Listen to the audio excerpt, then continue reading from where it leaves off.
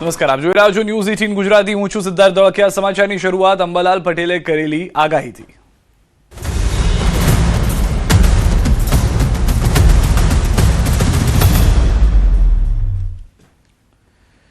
રાજ્યમાં ફરી આવશે માવઠાનું સંકટ. માવઠા અંગે અંબાલાલ પટેલની આગાહી. 2 દિવસ બાદ હવામાનમાં પલટો આવશે. 5 થી 7 મે વચ્ચે આવશે હવામાનમાં પલટો.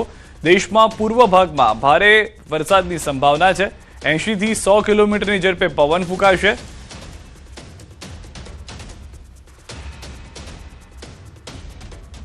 તારીખ 5 થી ઘણા ભાગોમાં હવામાન પલટાશે. 5 થી 7માં તો દેશના ઘણા ભાગોમાં હવામાન પલટાશે. પૂર્વ ભારતમાં ભારે વરસાદ થવાની શક્યતા રહે છે અને ભારતના ઘણા ભાગોમાં 80 થી 100 કિલોમીટર પ્રતિ કલાકનો પવન ફૂંકાવાની શક્યતા રહેશે. તો વાવાઝોડા અંગે મોટી આગાહી. 7 થી 12 મે દરમિયાન ઉપસાગરમાં લો પ્રેશર બનશે. 15 થી 25 મે વચ્ચે વાવાઝોડું બનશે. જૂનની શરૂઆતમાં બની શકે છે જોરદાર વાવાઝોડું. 8 થી 12-13માં બંગાળ ઉપસાગરમાં પણ સક્રિય થશે અને બંગાળ ઉપસાગરમાં લો પ્રેશર બનવાની શક્યતા રહેશે. તારીખ લગભગ 15 તારીખથી 25 મે વચ્ચે બંગાળ ઉપસાગરમાં એક વાવાઝોડું બની શકે. જો તેનો માર્ગ મ્યાનમાર તરફ હોય તો લગભગ ભારતના ભાગમાં ઓછો વરસાદ આવી શકે. તારીખ જૂનની શરૂઆત સુધીમાં બંગાળ ઉપસાગરમાં વાવાઝોડા બનશે અને એક સખ્ત વાવાઝોડું બનવાની પણ શક્યતા રહે. તો ચોમાસાને લઈને અંબાલાલ પટેલની આગાહી. 25 મે ચોમાસું કેરળ કાંઠે પહોંચવાની શક્યતા. 3 થી 8 મે સુધીમાં રાજ્યમાં પ્રી મોન્સૂન એક્ટિવિટી થશે. ધીરે ધીરે મે મહિનામાં પ્રી મોન્સૂન એક્ટિવિટીનો વરસાદ 15 તારીખથી 20 તારીખ વચ્ચે ક્યાંક આંધી વંટોળ સાથે કે 23 તારીખ સુધીમાં આંધી વંટોળ સાથે પ્રી મોન્સૂન એક્ટિવિટીનો વરસાદ થવાની શક્યતા રહેશે. અમદાવાદથી સમાચાર. સાણંદ જીઆઈડીસીમાં ખાનગી કંપનીમાં આગ. અચાનક આગને કારણે અફરાતફરી મચી ગઈ. 4 ફાયર ફાઇટરની મદદથી આગ પર કાબુ લેવાયો છે. આગ લાગવાના કારણ અંગે તપાસ શરૂ છે. સદનસીબે ઘટનામાં કોઈ જાનહાની નથી થઈ તેવી જાણકારી મળી રહી છે. તો હાલના દ્રશ્યો આપ જોઈ રહ્યા છો. 4 ફાયર ફાઇટરની મદદ લેવામાં આવી હતી. સાણંદમાં જે ભીષણ આગ લાગી હતી તે સમયના દ્રશ્યો અમે આપને બતાવી રહ્યા છે. ફાયરની ગાડીઓ ઘટના સ્થળે તુરંત પહોંચી હતી. આગને કાબૂમાં લેવામાં આવી હતી. આસપાસથી તમામ લોકોને સુરક્ષિત બહાર કાઢી આવ્યા હોવાની પણ જાણકારી મળી રહી છે. નુકસાન મોટા પ્રમાણમાં જોવા મળી રહ્યું છે. જાનહાનિના અત્યાર સુધી પ્રાથમિક અહેવાલમાં કોઈ જાણકારી નથી મળી. તમિલનાડુના તિરુપુરમાં ભારે પવન ફૂંકાયો. વાવાઝોડા દરમિયાન બેનર તૂટીને રસ્તા પર જતા બાઇક ચાલક પર પડ્યું. ઘટનાનો ભયાનક વિડીયો જોવા મળી રહ્યો છે, જેમાં મોટરસાયકલ સવાર પર પડી રહેલા બેનરમાં ફસાઈ જાય છે અને જમીન પર પટકાઈ જાય છે. તે ભયાનક ક્ષણને કેદ કરવામાં આવી છે. જે ગાડીનો ડેશ કેમ હોય છે તેમાં સમગ્ર ઘટના જે છે તે કેદ થઈ જાય છે. એક તરફ ભારે પવન ફૂંકાઈ રહ્યો છે, વરસાદી વાતાવરણ જોવા મળી રહ્યું છે. એ દરમિયાન બેનર જે હોર્ડિંગ્સ હોય છે તેનું ફાટી ગયું હતું. એ ઉડીને આવે છે રસ્તા પર. બાઇક ચાલક જે જઈ રહ્યા હતા તેના પર જઈને પડે છે. બાઇક તેનામાં ફસાઈ જવાને કારણે રસ્તાની વચ્ચોવચ્ચ બાઇક ચાલક જે છે તે ધડામ કરીને પછડાય છે. સુરત શહેરના પોશ ગણાતા અલથાણ વિસ્તારની ઘટના. સુમન ભાર્ગવ આવાસમાં મોડી રાત્રે જૂની અદાવતને લઈને હિંસક હુમલો થયો. ઓફિસથી પરત ફરી રહેલા એક સોફ્ટવેર ડેવલપરને આંતરીને દંપતી સહિતના 3 શખ્સોએ જાહેરમાં અપમાનિત કરી ગળું દબાવી જાનથી મારી નાખવાનો પ્રયાસ કર્યો. અલથાણ પોલીસ મથકે ફરિયાદ નોંધાઈ છે. દ્રશ્યોમાં પણ આપ જોઈ રહ્યા છો તે પ્રમાણે સમગ્ર ઘટના જે સીસીટીવીમાં કેદ થઈ ગઈ છે. મારામારી થઈ રહી છે. સ્થાનિકો આવ્યા હતા, પ્રયાસ કર્યો હતો કે તેઓને છૂટા પાડવામાં આવે, પરંતુ જૂની અદાવતમાં હિંસક હુમલો થયો હોવાની પ્રાથમિક જાણકારી છે. યુવકને આંતરી જાનથી મારી નાખવાનો પ્રયાસ કરવાનો હાલમાં આક્ષેપ કરવામાં આવ્યો છે.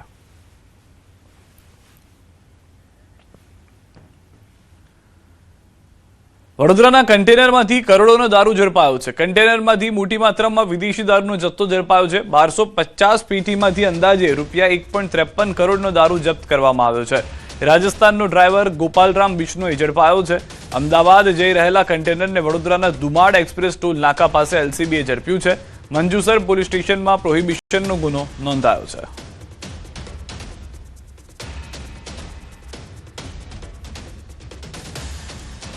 જામનગર હાપામાં દાદાનું બુલડોઝર સક્રિય છે. ગેરકાયદેસર દબાણ દૂર કરવા કાર્યવાહી. 1,20,000 ચોરસ ફૂટ વિસ્તારમાં કાર્યવાહી. 35 કરોડની જમીન પર ખડકાયા હતા કમર્શિયલ દબાણો. શહેરી આવાસની જમીન પરના દબાણ સામે લાલાક. જામનગરમાં ફરી એકવાર દાદાનું બુલડોઝર એક્ટિવ થયું છે. હાપા વિસ્તારમાં ગેરકાયદે દબાણો દૂર કરવા ડિમોલિશનની કાર્યવાહી હાથ ધરાઈ. અંદાજે 1,20,000 ચોરસ ફૂટ જેટલા વિસ્તારમાં થયેલા દબાણોને દૂર કરવા કામગીરી ચાલી રહી છે. મહત્વનું છે કે શહેરી ગરીબો માટે આવાસ માટેની ફાળવેલી જમીન પર 16 જેટલા અસામીઓએ કમર્શિયલ દબાણ ઊભું કરી દીધું હતું. પ્રશાસને કાર્યવાહી કરીને અંદાજિત 35 કરોડથી વધુની કિંમતની જમીન ખાલી કરાવી છે. જામનગર મહાનગરપાલિકા દ્વારા હાપા વિસ્તારમાં ઇસ્કોન મંદિર પાસે આવેલ 1,20,000 ચોરસ ફૂટ જેટલી જગ્યા કે જે શહેરી ગરીબોના આવાસ માટે જગ્યા ફાળવણી કરવામાં આવેલી છે, તેમાં 16 જેટલા આસામીઓ દ્વારા દબાણ કરવામાં આવેલું હોય તે દબાણને દૂર કરવાની કામગીરી આજ સવારથી ચાલુ કરવામાં આવેલી છે. જેમાં જામનગર મહાનગરપાલિકાની અલગ શાખાઓની ટીમો, 8 જેટલા જેસીબી, 6 જેટલા ટ્રેક્ટર્સ, એ ઉપરાંત ફાયર, પીજીવીસીએલ, પોલીસ બંદોબસ્ત સાથે આ કામગીરી હાલે ચાલુ છે. સોમનાથ કોરિડોર મામલો. ગીર સોમનાથ પ્રશાસન દ્વારા ડિમોલિશન હાથ ધરાયું. દસ્તાવેજવાળા મિલકતોનું ડિમોલિશન હાથ ધરાયું. સોમનાથ પાટણ વિસ્તાર અને હોટલ શિવ સદનની પાછળના ભાગે ડિમોલિશનની પ્રક્રિયા હાથ ધરવામાં આવી છે. આ વિસ્તારના મકાન, હોટલો સંપાદન કરવામાં આવ્યા હતા. 1 એસપી, 2 ડીવાયએસપી, 4 પીઆઈ, 5 પીએચઆઈ અને 120 પોલીસ કર્મીઓ સાથે 4 મામલતદાર સહિત રેવન્યુ વિભાગની ટીમને સાથે રાખી કાર્યવાહી હાથ ધરાઈ હતી.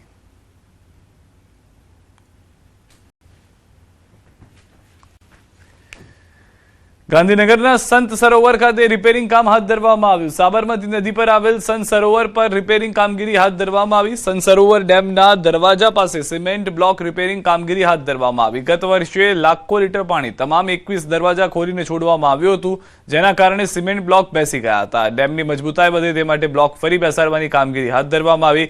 પ્રથમ વખત બ્લોક બેસાડ્યા બાદ આગળના ભાગ પણ મજબૂત કરાશે. આગળના ભાગે લોખંડની જાળીની અંદર મોટા પથ્થરો ભરીને મૂકવામાં આવશે.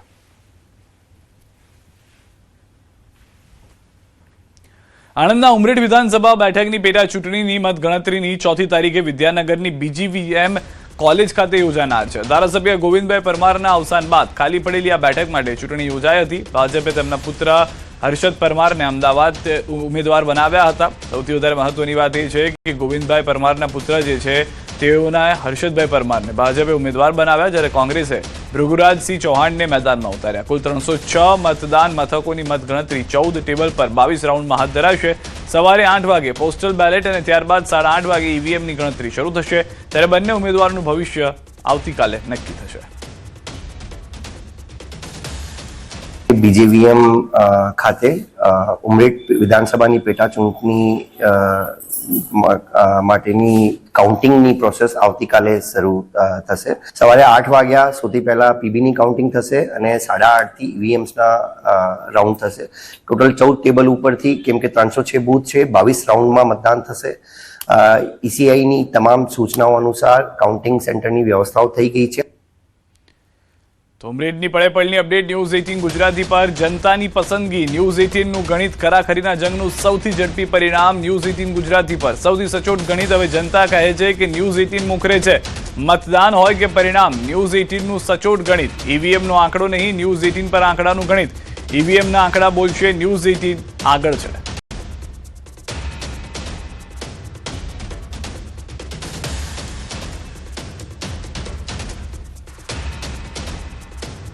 પશ્ચિમ બંગાળ સહિત 5 રાજ્યોની વિધાનસભાના પરિણામ આવતીકાલે આવશે. 248 કાઉન્ટિંગ સેન્ટર પર મતગણતરી થશે.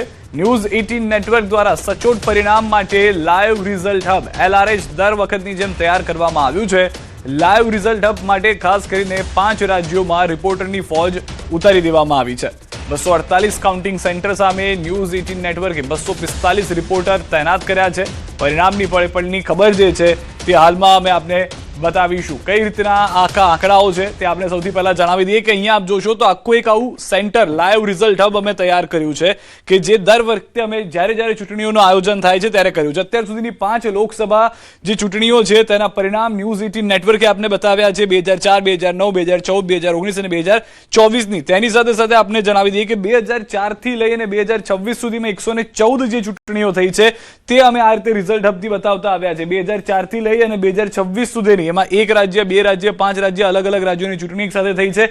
અને આની સાથે સાથે આપણે જણાવી દઈએ કે જે આવતીકાલે પણ છે 5 જે અલગ અલગ રાજ્યોના પરિણામ આવવાના છે, એ પરિણામને લઈને પણ તૈયારીઓ ન્યૂઝ 18 ગુજરાતીએ તે રીતની કરી છે કે પશ્ચિમ બંગાળમાં 77 રિપોર્ટર તૈનાત કર્યા છે, તમિલનાડુમાં 62, કેરળમાં 63, આસામમાં 40 અને પુડુચેરીમાં અમે 3 રિપોર્ટર તૈનાત કર્યા છે કે જે એક સેન્ટર પરથી પરિણામ જે છે તે વિશે જણાવતા રહેશે. અને અત્યાર સુધીનો જે અમારો અનુભવ છે તે દર્શકોને સૌથી સચોટ અને સરળ રીતે આંકડાઓ મળતા રહે, જાણકારી મળતી રહે તે અનુભવ જે છે તે અમે ફરી એક વખત આવતીકાલે આપની સમક્ષ લઈને આવીશું કે જેમાં આપને જણાવીશું કે કઈ રીતના આખા જે આંકડાઓ આવી રહ્યા છે, કોણ જીતી રહ્યું છે, સૌથી પહેલા કોણ આગળ ચાલી રહ્યું છે, પશ્ચિમ બંગાળમાં કોની સરકાર બની રહી છે, આ તમામ માહિતી અમે આપને પહોંચાડીશું આવતીકાલે. તો જોવાનું ચૂકશો નહીં ન્યૂઝ 18 ગુજરાતી સવારથી જ.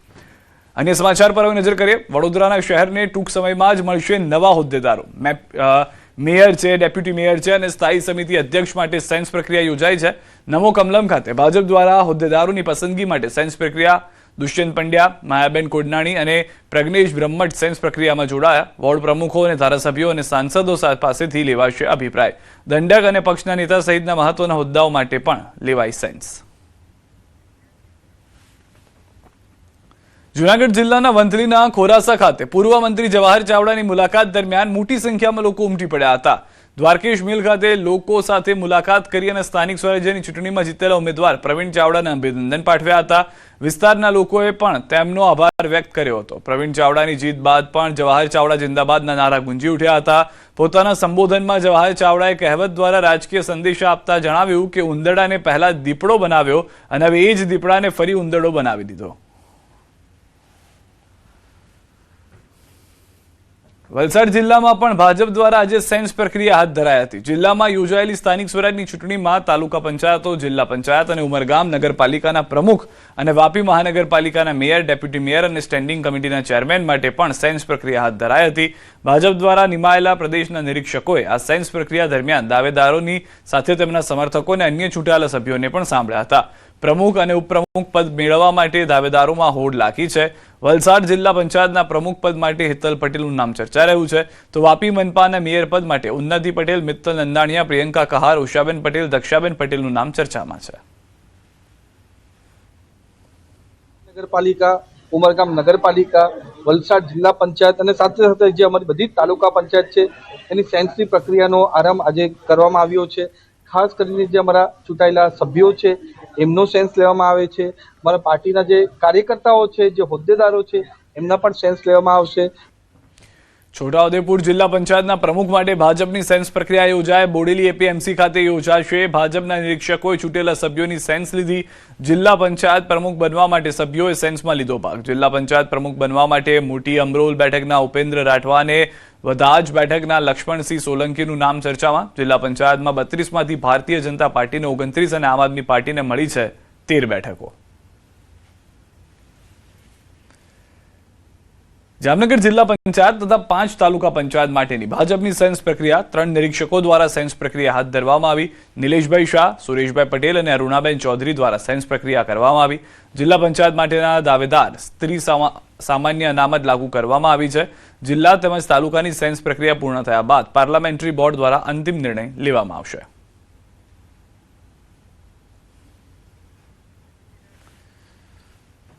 ઉનાળાની કાળઝાળ ગરમી પડી રહી છે અને ઉનાળામાં હંમેશા માટે એવું કહેવાય છે કે લીંબુ પાણી વધારે પીવું જોઈએ, પરંતુ લીંબુના ભાવ આસમાને પહોંચી જતા એક લીંબુ ખરીદવું પણ મોંઘું પડી રહ્યું છે. કારણ કે અત્યારે હોલસેલમાં 20 કિલોના 4000 રૂપિયા ભાવ થઈ ગયા છે, જ્યારે રિટેલ માર્કેટમાં કિલોના 250 થી 280 ભાવ છે. અને આ ભાવમાં સામાન્ય માણસને લીંબુ લેવા પરવડે નહીં. જો કે વેપારીઓનું કહેવું છે કે લીંબુની આવક ઓછી છે અને સાથે ટ્રાન્સપોર્ટ ખર્ચ પણ વધી રહ્યો છે, જેના કારણે લીંબુના ભાવ આસમાને પહોંચી રહ્યા છે. સામાન્ય લોકો લઈ શકે અને વધારે યુઝ કરી શકે, એટલે શું હેલ્થ માટે બી સારું રહે અને ગરીબ માણસ બી યુઝ કરે. એટલે અત્યારે લીંબુ એટલું છે કે ગરીબ માણસ ઓછું યુઝ કરે એમ. સમજી લો કે 24 કલાક 48 કલાકે જ્યારે માલ આવે એટલે ગરમીના હિસાબે અંદર માલ બી વેસ્ટેજ વધારે થઈ જાય. માલ વેસ્ટેજ થાય એટલે સમજી લો કે 40 કિલોનો દાગીનો હોય, અંદર 4 થી 5 કિલો વેસ્ટેજ નીકળે. 4 થી 5 કિલો વેસ્ટેજ નીકળે એટલું કોસ્ટિંગ એના ઉપર જ ચડવાનું છે. એટલે ટ્રાન્સપોર્ટેશન માલ બી ટ્રાન્સપોર્ટેશન ખર્ચ બી વધી જાય છે, વેસ્ટેજ બી વધી જાય છે અને બહારગામથી આવે છે તો માલ બી ઓછો આવે છે. સાયબર ક્રાઇમ એક આરોપીની ધરપકડ કરી છે. ફરિયાદીને આરટીઓ ઈ ચલણ ચેક કરવા માટે એપીકે ફાઇલ મોકલી કરી છેતરપિંડી. 31 લાખથી વધુની છેતરપિંડી કરી હતી. ઘનશ્યામ બારૈયા મૂળ સુરતનો રહેવાસી હોવાનું સામે આવ્યું છે. અમદાવાદથી સમાચાર. સાયબર ક્રાઇમ દ્વારા એક આરોપીની ધરપકડ કરવામાં આવી છે. આરોપીએ શેર માર્કેટમાં કમાવી આપવાની લાલચ કરી છેતરપિંડી કરી હતી. વોટ્સએપ ગ્રુપમાં જોડાઈ 200% વળતર આપવાની લાલચ આપી હતી. 17,90,000ની કરી હતી છેતરપિંડી.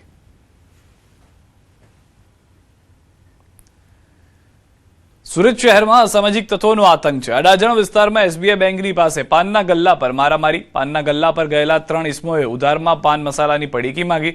દુકાનદારે ઉધાર આપવાનું ના કહેતા ત્રણેય ઉશ્કેરાઈ ગયા. દુકાનદારને ઢોર માર માર્યો. ઘટનાને પગલે અડાજણ પોલીસ હરકતમાં આવી. અડાજણ પોલીસે 3 પૈકી 2ને ઝડપ્યા હતા અને હાથે દોરડા બાંધી બંને આરોપીઓને પોલીસ સ્થળ પર લઈને 2 હાથ જોડી માફી મંગાવી.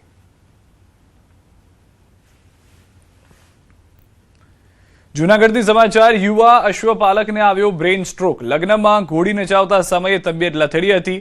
ઘોડી નચાવતા અશ્વપાલક જમીન પર ઢળી પડ્યો. યુવકના મોતથી પરિવારજનોમાં આભ ફાટ્યું. અશ્વપાલકના મોતનો વિડીયો આવ્યો છે સામે. તો દ્રશ્યો આપ જોઈ રહ્યા છો તે પ્રમાણે એક કાર્યક્રમ દરમિયાન અશ્વપાલક ત્યાંથી જઈ રહ્યા હતા. એ દરમિયાન અચાનક જ આ હાર્ટ એટેકના દ્રશ્યો જે છે તે જોવા મળ્યા છે. કઈ રીતે ત્યાંથી પસાર થઈ રહ્યા છે અશ્વપાલક અને 1 સેકન્ડ માટે ઊભા રહી ગયા બાદ તે નીચે ઢળી પડે છે. ઘોડી નચાવતા અશ્વપાલક જમીન પર ઢળી પડ્યા હોય તેવા દ્રશ્યો જે છે તે પણ કેમેરામાં કેદ થયા હતા. સુરતના ભેસ્તાનમાં મહિલાઓ વચ્ચે મારામારી. સામાન્ય બોલાચાલીમાં મહિલાઓ બાખડી પડી. લાકડા અને ફટકા સાથે ઝાડુ લઈ કરવામાં આવી હતી મારામારી. ભેસ્તાનના છોટા બાલકૃષ્ણ સોસાયટીની ઘટના છે. સમગ્ર ઘટનાના વિડીયો વાયરલ થયા છે. તો અહીંયા પણ આપ જોશો તો લાકડાના ફટકા મારવામાં આવી રહ્યા છે. ઝાડુ લઈને મારવામાં આવી રહ્યો છે. છોટા બાલકૃષ્ણ સોસાયટી સુરતથી સમાચાર મળી રહ્યા છે. સમગ્ર ઘટનાનો જે વિડીયો છે તે પણ હાલમાં વાયરલ થઈ ચૂક્યો છે. ભેસ્તાનમાં મહિલાઓ વચ્ચે એક નાની બોલાચાલીને લઈને આ માથાકૂટ થઈ હોવાની જાણકારી મળી રહી છે. બનાસકાંઠા અને દિલ્હીમાં એસીમાં બ્લાસ્ટની ઘટનાથી લોકોમાં ભય વ્યાપી ગયો છે. ત્યારે ન્યૂઝ 18 ગુજરાતીએ નિષ્ણાંતોનો અભિપ્રાય મેળવ્યો છે. એસીમાં આગની ઘટનાને લઈને નિષ્ણાંત મેઘરજભાઈએ જણાવ્યું કે ઓછો પાવર લોડ, સતત ઓછા ટેમ્પરેચર પર એસી ચલાવવાને કારણે બ્લાસ્ટની ઘટનાઓ બને છે. વર્ષો સુધી એક જ એસી ચલાવવાને કારણે પણ બ્લાસ્ટ થઈ શકે છે. આગ અને બ્લાસ્ટની ઘટનાઓ ટાળવા તેમણે કેટલાક સૂચનો પણ કર્યા. ગરમી પ્રમાણે એસીનું ટેમ્પરેચર 24 થી લઈને 26 સુધી જ રાખવું જોઈએ. ખૂબ જૂના એસીનો ઉપયોગ ન કરવો જોઈએ. સમયસર એસીની સર્વિસ કરાવવી જ જોઈએ. ટેમ્પરેચરનું બી કારણ છે ને ટેમ્પરેચરનું બી કારણ છે. કેમ કે ટેમ્પરેચર સમજો 45 ડિગ્રીથી આગળ વધે છે તો એની સંભાવના વધારે થાય છે. હવે ઘરમાં ઘણા લોકો પાસે 1-1.5 કિલો પાવર હોય છે. એમાં 2 એસી ચલાવશે. ઘરમાં રેફ્રિજરેટર હશે, ટીવી હશે, બીજા સાધનો હશે તો એની પાવરની કેપેસિટી નથી. એમાં ક્યાં ને ક્યાં એનું બી લીકેજ થાય છે. કમ્પ્રેસર પર વધારે લોડ પણ પડે છે. એ પણ પાછી મળે. એસીની જો લાઈફ છે ને, ઘણા લોકો 10-10, 15-15 વર્ષ સુધી એસી ચલાવે છે. એની એટલી લાઈફ હોતી નથી. એ બીજું કારણ એ પણ બની છે કે તમે કમ્પ્રેસર પર વધારે લોડ આપો છો. લોડ કેવી રીતે? જે રીતે લોકો 16 પર ચલાવશે, 17 પર ચલાવશે, 18 પર ચલાવશે તો ઓલરેડી એનો પર લોડ વધી જાય છે. એ પણ કારણ થાય છે. પેલા પણ સર્વિસ કરાવો, હર 3-4 મહિના સર્વિસ કરાવો. 5-6 વર્ષમાં તમે એસી છે એ બદલી નાખો. અને અગર થાય તો કુલરનું બી વધારે ઉપયોગ કરો. ગાંધીનગરથી સમાચાર. શિક્ષણ બોર્ડનું નવું શૈક્ષણિક કેલેન્ડર જાહેર થઈ ગયું છે. વર્ષ 2026-27નું અભ્યાસલક્ષી કેલેન્ડર જાહેર. નવું શૈક્ષણિક સત્ર 8 જૂન 2026થી શરૂ થશે. ધોરણ 10 અને 12ની બોર્ડની પરીક્ષાનો કાર્યક્રમ જાહેર. 25 ફેબ્રુઆરી 2027થી શરૂ થશે બોર્ડની પરીક્ષા. નવા વર્ષમાં વિદ્યાર્થીઓને 80 દિવસની રજાઓ મળશે. વર્ષ દરમિયાન 20 જાહેર રજાઓ મળશે. કુલ 21 દિવસનું દિવાળી વેકેશન રહેશે. 3 મે થી 6 જૂન 2027 સુધી ઉનાળુ વેકેશન રહેશે.